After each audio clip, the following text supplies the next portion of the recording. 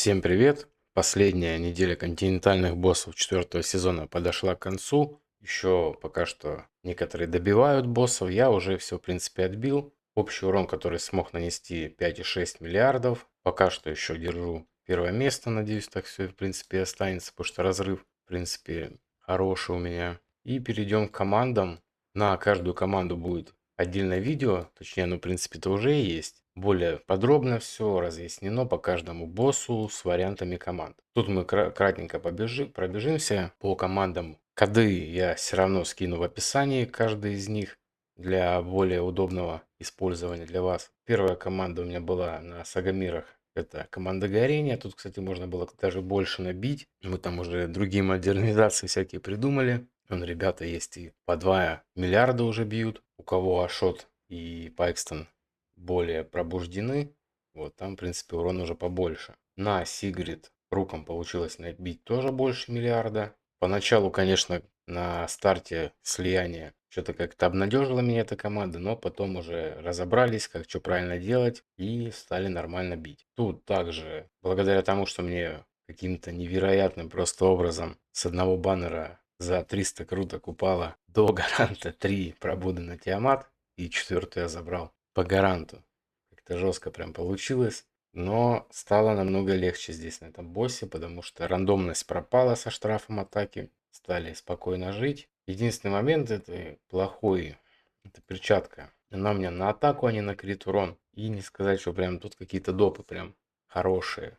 Какие-то жесткие, да. Вот, допустим, если тут хотя бы ну, просвет было, может быть, урона было бы побольше. Так-то в идеале, конечно, да.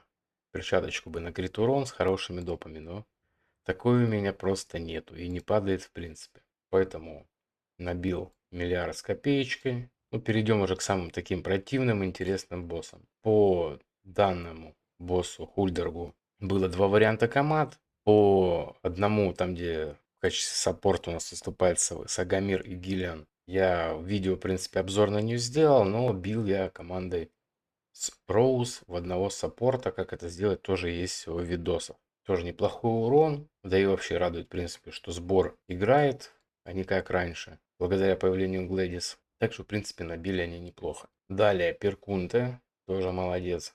С Аророй урона команда набивает намного больше, чем с Ниссой.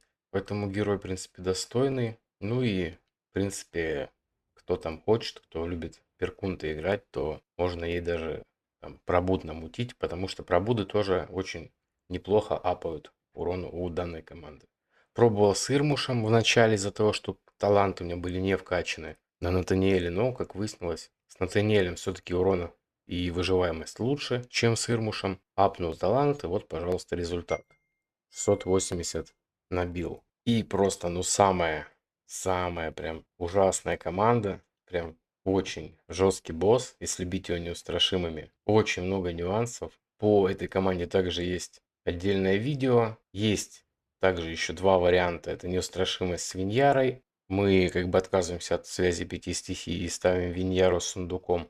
Либо просто через ледяной взрыв тоже с сундуком и Виньярой. Ну вот этот вариант самый хардкорный. Конкретно актуальный код, там где уже я, в принципе, дожил до конца, можете взять уже в описании под этим видео. Тут прям особое внимание уделяйте всем статам. Давайте я здесь их все покажу. На Тариоле, в принципе, еще хоть не так принципиально. Ну, можете тоже посмотреть, чтобы мало ли вдруг он у вас сдохнуть будет. Это статы Гиллиан, соотношением на сопротивление, просвет и защитные статы, чтобы она тоже не сдыхала, потому что такое тоже вариант есть. И таланты тоже.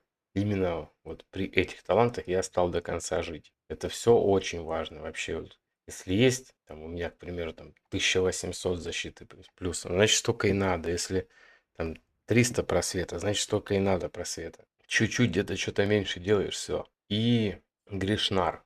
И точность, ну точности побольше бы, но не получилось. Также сопротивление 400 плюс. И очень-очень-очень важный момент. У меня с этим проблема, как выяснилось, и была, что я раньше не мог доживать. Это именно защитные характеристики самого Гришнара. От этого зависит вообще чуть ли не все. Чтобы защиты было, ну, плюсом получается. Я не считаю базовую, да? именно плюсом, чтобы было, ну, 2200 это прям минимум. И хпшек, ну, хотя бы плюс 40, чтобы было. Иначе, ну, очень тяжело, очень. Ну, Гуинавер чисто в урон, вообще ничего. И по поводу выживаемости тут проблем никаких абсолютно нету. Просто шанс крита, крит урон. Почему переизбыток? Потому что у меня меньше просто вообще не получается сделать. Да и пофигу, потому что здесь у нас талант идет на перераспределение шанса крита на крит урон. Так что ничего страшного. И Настенка начала доживать до конца именно при вот таких защитных статах. Все важно вообще. И сопротивление важно. И чтоб она еще и урон наносила, потому что ей надо как-то отхиливаться. Так что вот тут, если хотите, чтобы она жила до конца, то вот такие условия. Для счастливчиков, у кого там она третий, четвертый, пятый пробуда, конечно, уже требования поменьше, так как и она урона наносит больше, и отхиливается сильнее, и защитные характеристики у нее лучше. И, соответственно, можно вообще ее в мифике одеть, если она там у кого-то, ну, 3 плюс, да, четвертая. Если пятая, то вообще не обсуждается. Одеваем ее полностью в мифике, она будет спокойно стоять, дамажить, и все будет у вас замечательно.